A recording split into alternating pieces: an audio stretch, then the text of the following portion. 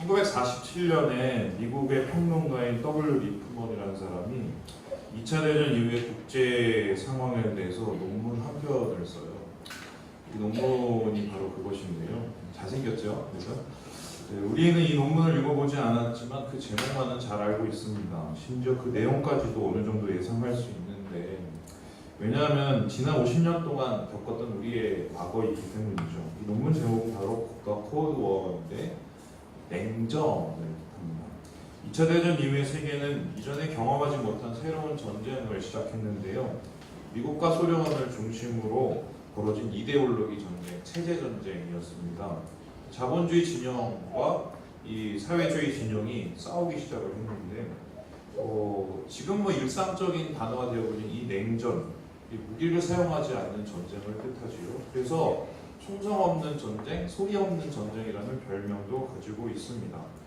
냉전은 도대체 무엇인가? 싸우는 것 같은데 싸우지 않고 대립하는 것 같은데 드러나는 게 별로 없습니다. 하지만 이 전쟁이 지난 50년간 사람들의 공포가 되고 마음을 황폐하게 만들게 되지요.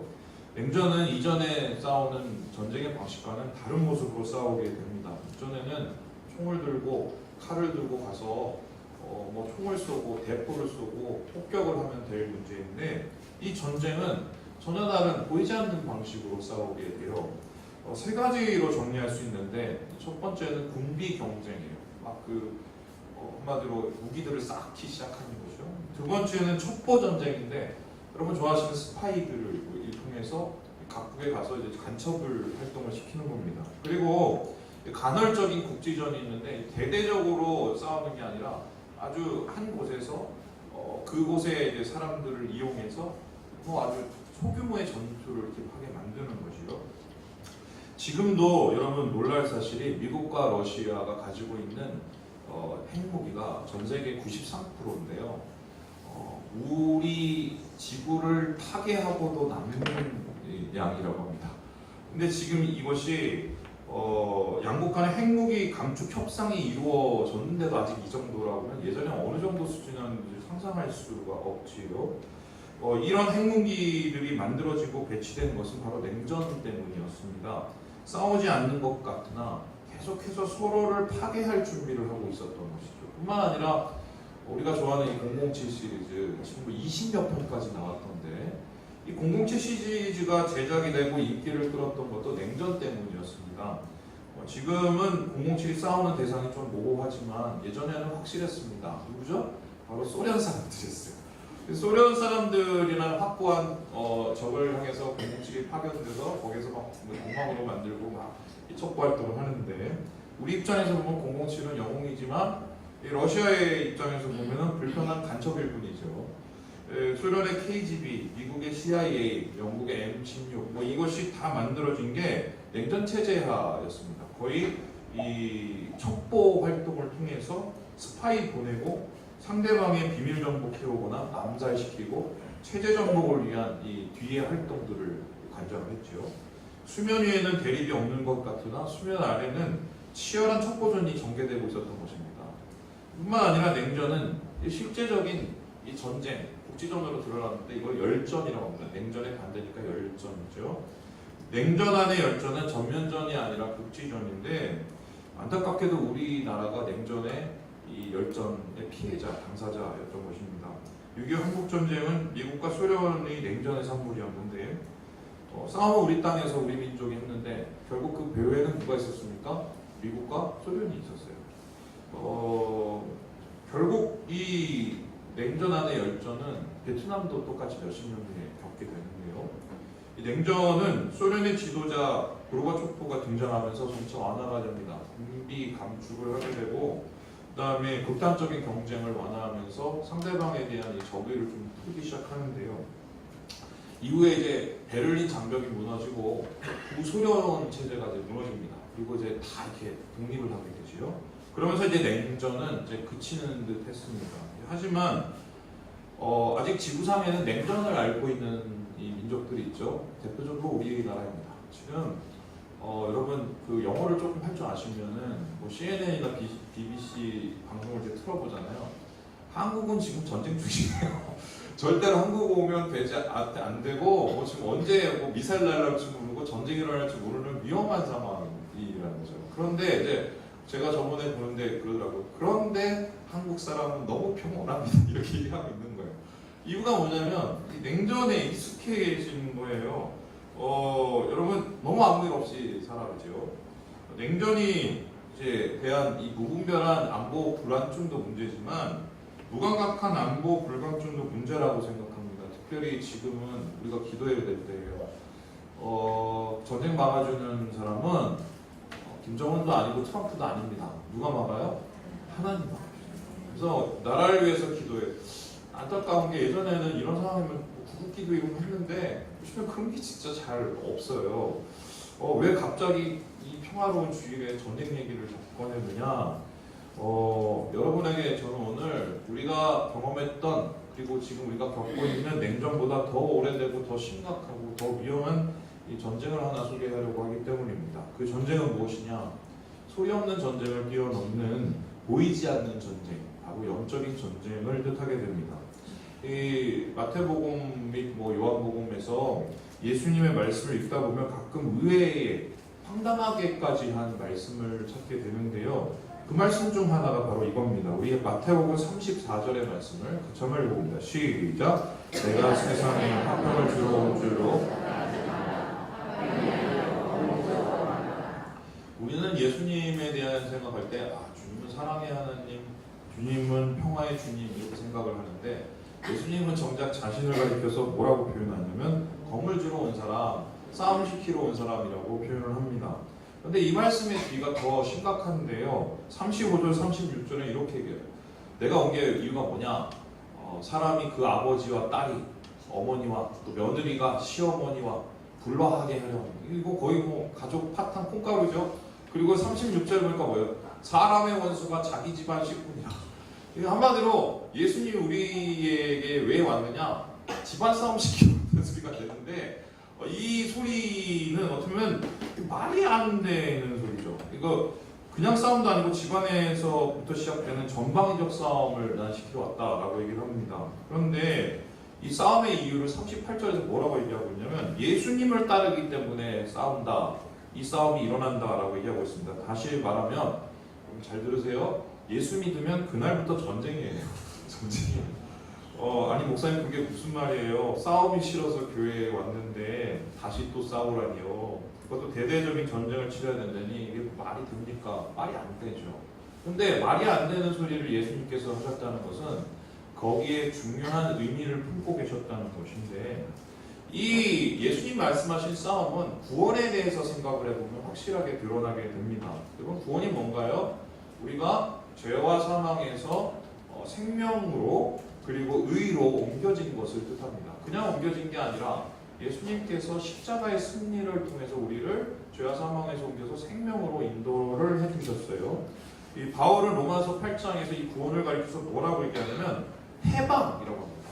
그러니까 이 어느 적국에 가서 거기에 있는 그 노예들을 풀어줬다는 건데 사단 안에서 우리를 풀어줬다. 그러면 이전에 우리는 뭐냐? 사단의 노예였다는 얘기예요. 그럼 사단이 우리를 어떻게 부렸느냐? 죄를 통해서 우리를 묶고 사망으로 통해서 우리를 속박하였습니다. 그래서 우리가 사단의 속박에서 탈출했다는 것은 예수님께서 우리 때문에 싸우셨다는 거예요.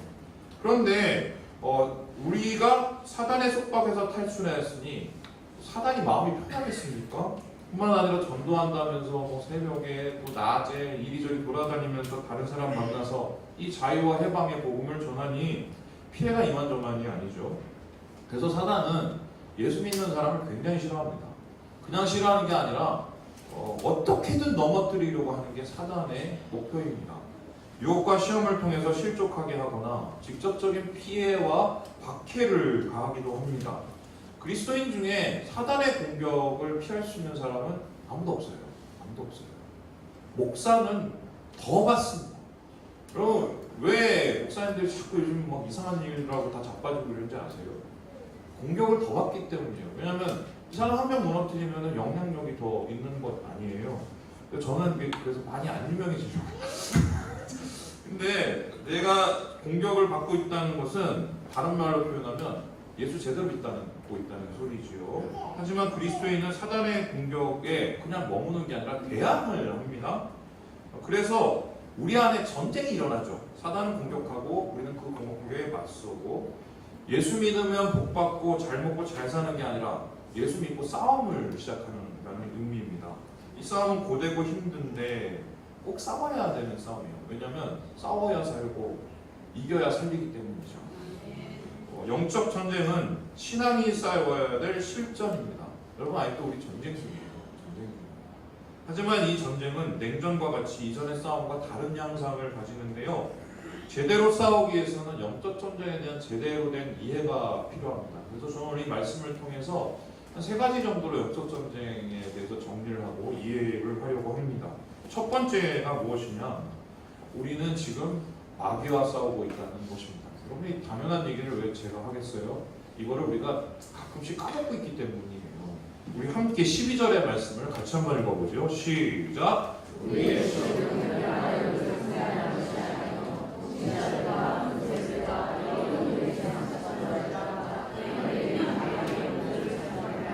영적 전쟁을 얘기하면 2가지 극단적인 반응이 나타나는데요. 첫 번째는 무시하고, 두 번째는 집착하는 겁니다. 무시하는 입장에서 보면은 뭐 영적 전쟁, 마귀, 사탄, 악한 영들 이런 말들에 대해서 좀 노이로제가 있어요. 그래서 이 말을 들으면 이상 반응을 일으키거나 맹신자로 치부를 하는 경우가 많습니다. 그래서 이분들은 영적 전쟁의 실제를 계속 부정하려고 해요. 그래서 이제 지나치게 윤리화시키고 사변화시키지요. 다시 말해서 잘 사는 게 이기는 거고 마음 잘 다스리고 삶을 잘 다스리면 되지 뭘 싸움을 하라는 소리냐 이렇게 얘기를 합니다. 그런데 중요한 거는 전쟁이 일어나고 있어요. 뿐만 아니라 영적 전쟁에 집착하는 이 반대 입장은 모든 것을 악한 영의 술책으로 단정을 해버립니다. 예를 들어서 이러죠. 질병, 우리가 병에 힘들다. 왜요? 질병의 영이 우리에게 임했기 때문에. 남편이 바람을 피운다. 왜요? 음란의 영이 임했기 때문에. 예배 시간에 조는 것은 왜요? 졸음의 영이, 이 졸음의 영은 잘 전염이 된다고 하던데 모르겠어요. 그리고 고집이 센 사람, 고집의 영이라는 소리도 전 들었어요. 옛날에 기도원에서. 예, 그리고 뭐 도박, 폭력, 심지어 짜증, 이것도 다 악한 영의 영향이라는 것이죠. 여러분 뭐 이 말이 맞기는 한데 틀리는 게 뭐냐면, 그러면 우리 책임은 도대체 뭐냐는 거예요. 우리의 삶은 도대체 뭐냐는 거예요. 그래서 어떤 이 두 양 극단의 상관 속에서 우리는 좀 조율이 필요하고 균형이 필요하지요. 이 두 극단적인 주장은 영적 전쟁의 실체를 왜곡하고 있기 때문입니다. 무시하는 입장에서 얘기하듯이 우리 마음은 뭐 전쟁터고 삶 가운데 우리가 제대로 사는 게 전쟁을 하는 것이라면, 반면에 직접적인 영적 실체가 있는 것, 이거는 이 집착하는 사람 쪽에서 말하는 것이 또 맞습니다. 그래서요, 저는 이렇게 얘기를 하고 싶은데요.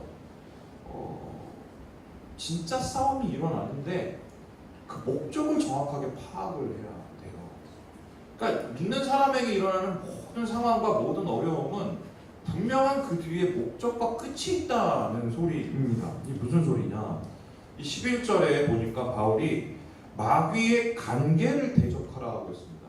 마귀가 우리를 어떻게 넘어뜨리냐면 간계를 통해서 넘어뜨린다 하는데, 이 간계라는 말이 뭐냐면 교활한 속임수나 뭐 거짓말 같은 거를 뜻해요. 다시 말해서 마귀는 우리 마음을 무너뜨리기 위해서 보이지 않는, 싸우는 것 같지 않는데 싸우는 전쟁을 하고 있단 말이죠. 그래서 마치 앞에 냉전에서처럼 스파이, 첫 버전을 우리에게 지금 하고 있는 거예요. 마귀가 가장 싫어하는 게 뭡니까? 신앙인이 제대로 서는 것이죠. 신앙인이 제대로 서면은 자신뿐 아니라 영혼까지 살릴 수 있기 때문입니다. 그래서 마귀는 어떻게든지 그리스도인들을 무너뜨리려고 해요. 어떻게 해요? 상황과 환경을 통해서 마음을 무너뜨리려고 합니다. 쉽게 표현하면 이런 거예요. 내가 누구 때문에 마음이 상했어요. 어떤 상황 때문에 굉장히 절망이 되고 좌절이 돼요. 이것은 내 잘못일 수도 있고 누군가의 잘못일 수도 있죠. 내 죄와 욕심 때문일 수도 있고 누군가의 욕심과 죄 때문일 수도 있어요. 그런데 중요한 게 뭡니까? 그 배후에는 누가 있어요? 사단이 있다는 거예요. 사단이 어떻게든 우리가 하나님 안에서 제대로 서는 것을 싫어해요. 믿음이 제대로 서는 것을 싫어해요. 왜냐하면 믿음이 제대로 서면 능력을 갖기 때문입니다. 또한 마귀가 가장 싫어하는 게 뭡니까? 교회가 제대로 되는 거예요. 교회가 제대로 서는 거예요. 교회가 제대로 되면 사회가 살아납니다. 세상이 살아나지요. 세상이 주님 안에서 하나님 나라로 변화하게 됩니다. 그래서 마귀는 교회를 무너뜨리려고 혈안이 돼 있어요. 미치겠어요, 아주. 한국 교회 지금 상황을 보면 이 마귀 새끼가 죄송해요. 아주 이 날뛰는 이 상황들이 너무 괴로워요. 너무 괴로워요. 마귀는 교회를 무너뜨리기 위해서 혈안이 되어 있는데 베드로전서에서 베드로가 이렇게 얘기해요. 너희 대적 마귀가 우는 사자 같이 삼킬자를 찾고 있다. 그러므로 이제 교회에서 일어나는 일들은 이 부정적인 일들은 대부분 누가 관계 있어요? 마귀하고 관계 있어요. 목사님 무슨 소리예요? 저 사람이 성격이 저 모양이고 목사님도 성격이 그렇게 좋진 않잖아요. 그렇게 처리하시면 안 되죠. 또 우리가 살다 보면 서로 욕심하고 싸우고 이런 것이 그거를 자꾸 그런 식으로 해석하면 맞죠. 다 우리 부족한 사람이에요. 하지만 이 부족한 사람들끼리 만나서 갈등은 일어날 수 있는데 그 갈등의 끝이 뭔가 우리가 살펴보면 뭐예요? 공동체가 파괴되는 거예요. 그러면 이 사단은 무엇을 하고 있느냐? 결과적으로 관계를 통해서 교회를 무너뜨리려고 합니다. 우리가 하나 되는 것을 어떻게든 무너뜨리려고 하는 게 사단의 이 관계인 것이죠. 그래서 우리는 영적 싸움에 승리하기 위해서 눈을 열어야 돼요. 무슨 눈을 열어야 돼요?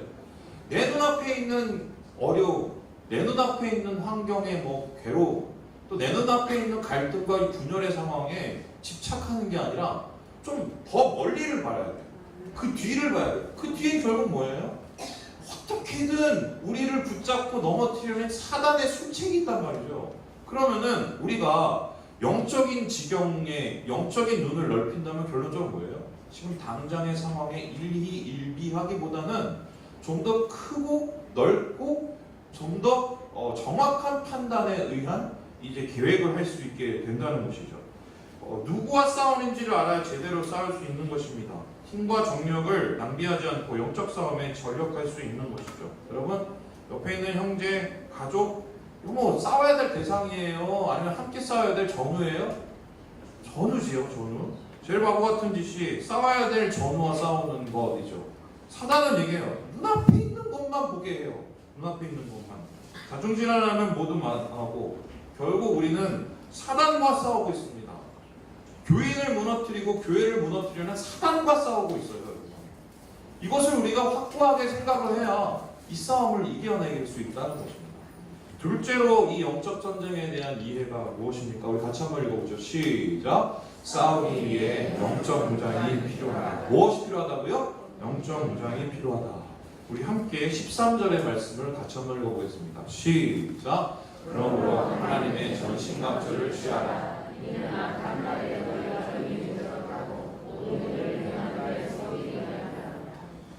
마귀는 우리를 넘어뜨리려고 할 때 그냥 넘어뜨리려고 하지 않아요.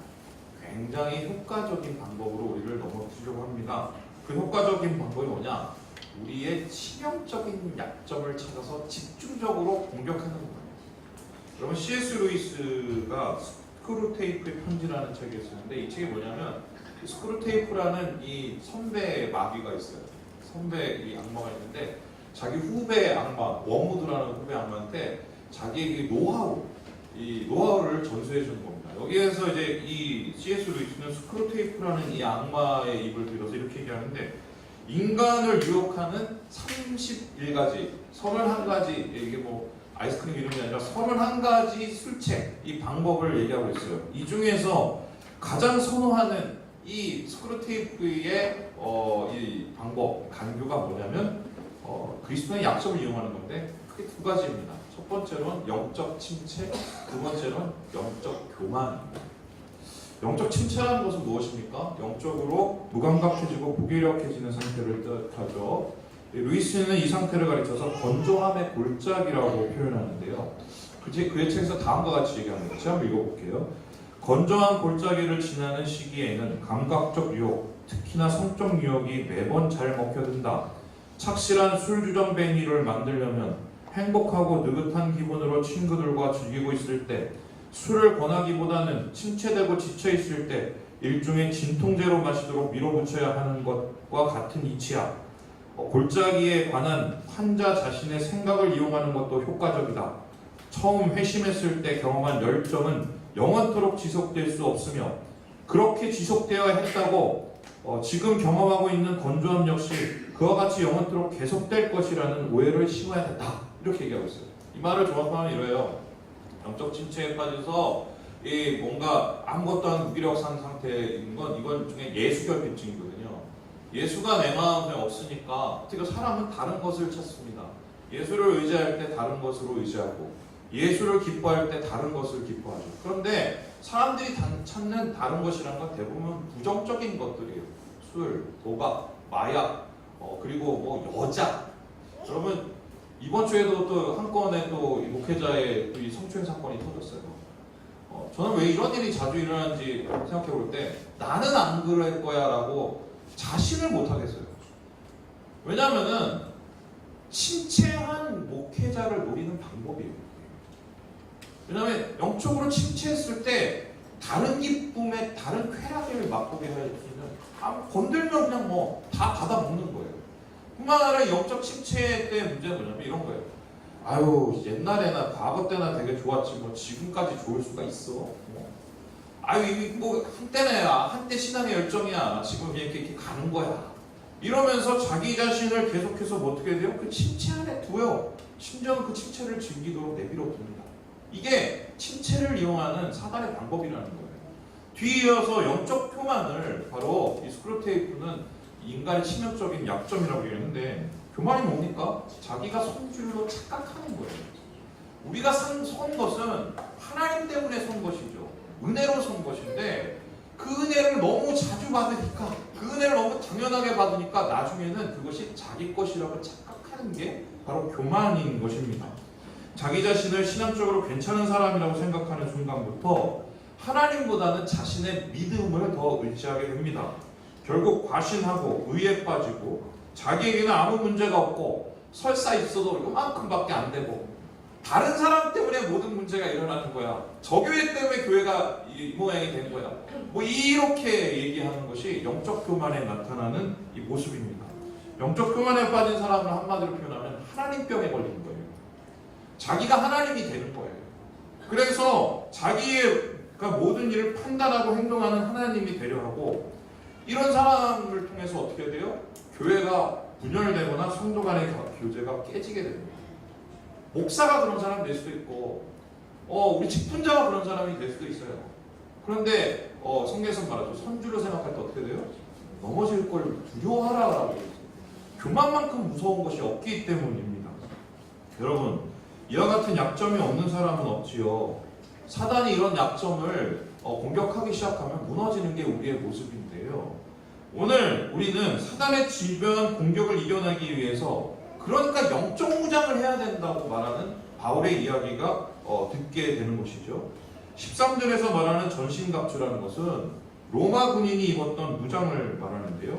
이것을 소개하면 그림이 다음과 같습니다. 여러분 머리부터 발끝까지 다 들었죠? 이 머리를 가리켜서 비유를 어떻게 하면 구원의 투구라고 얘기하는데 이 구원의 투구는 뭐예요? 머리가 깨지면 다 죽잖아요. 그러니까 우리가 지켜야 될 것은 구원, 내가 구원받았다는 이 사실을 우리가 지키는 것부터 시작을 해야 된다는 거예요. 그리고 허리에는 진리의 허리띠를 떴는데 영적 분별력을 가지고 살아라는 거예요. 뿐만 아니라 의의 흉배를 가슴에 댔는데 화살을 왔을 때 그것을 맞지 않도록 이 의의 흉배는 뭐예요? 주님과 바른 관계, 나의 심장에 예수 사랑이 있게 하라라는 것입니다.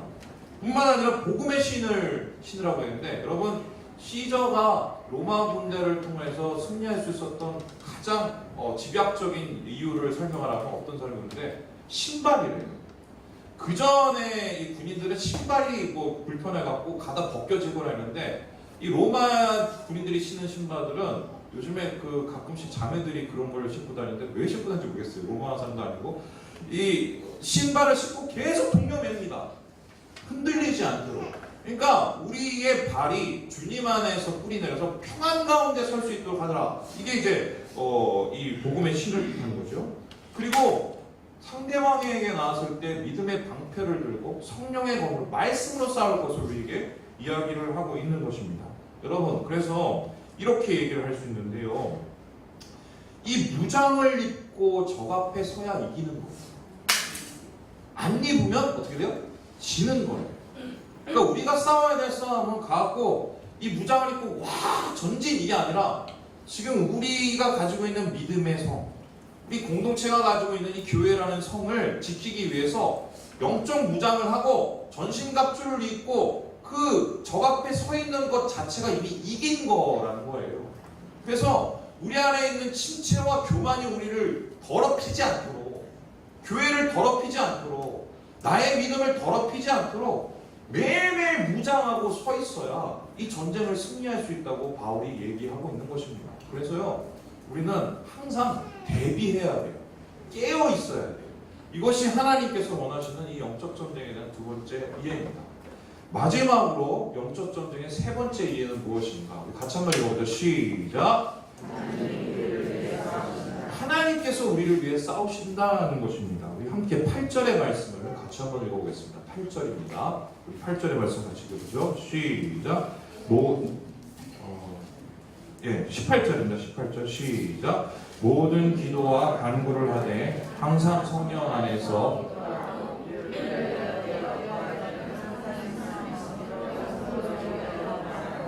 오늘 바울이 이 전쟁에 대한 얘기를 하면서 마지막으로 무엇을 하고 있냐면은 기도하라. 왜 기도를 하라고 얘기를 하고 있느냐? 이 기도라는 것이 이 영적 전쟁의 핵심이기 때문입니다. 여러분, 우리가 왜 기도를 합니까? 어려움 앞에서 우리가 왜 기도를 해요? 우리가 사단의 공격 앞에서 왜 기도를 해요? 이 전쟁이 내가 싸워야 될 전쟁이 아니기 때문이에요.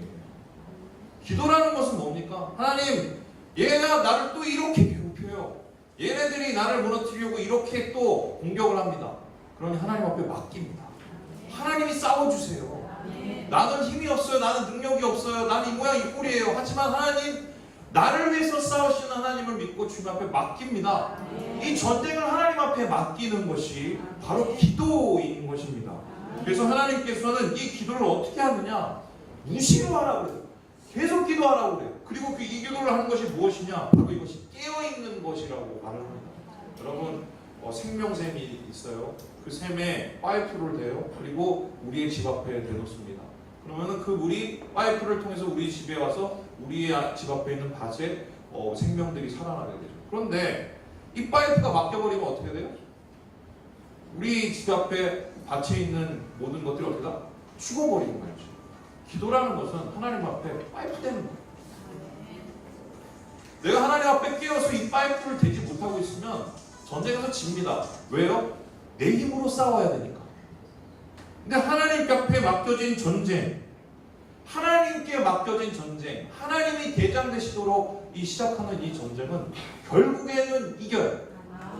중간에는 무너질 수 있어요. 쓰러질 수 있어요. 잠시 후퇴할 수도 있어요.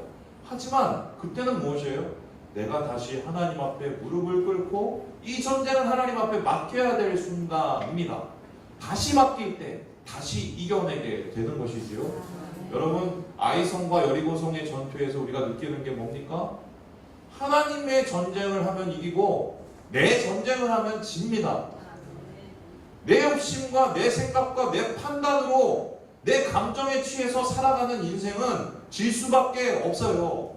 하지만 지금은 힘들고 어렵지만 하나님 신뢰합니다. 하나님 믿습니다. 내 마음을 주님의 뜻으로 채워주세요. 맡겨진 전쟁, 기도로 세우는 전쟁은 절대로 끝이 승리로 끝나지 패배하지는 않는다는 거예요. 여러분, 여호와의 전쟁은 하나님을 의지하고 그 뜻에 순종하는 전쟁입니다. 주님의 인도를 요청하고 그 힘으로 싸우는 전쟁입니다. 하나님께서는 우리에게 명하세요. 이렇게 싸워라.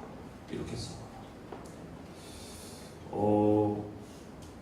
결론적으로 말하면 오늘 기도할 때예요. 제가 얘기하려고 오늘 말씀을 전하는 거예요. 교회가 세워지고 믿음의 힘든 일들이 우리 가운데 있는 것을 개인적으로 많이 보게 되거든요. 제가 우리 교회 와서 느낀 게 뭔지 아세요, 여러분? 제 자랑을 좀 해볼게요. 네, 제 자랑. 제가 이때까지 교회를 맡아서 실패한 적이 한 번도 없습니다. 놀라시네. 부흥을 못 시킨 적이 한 번도 없어요.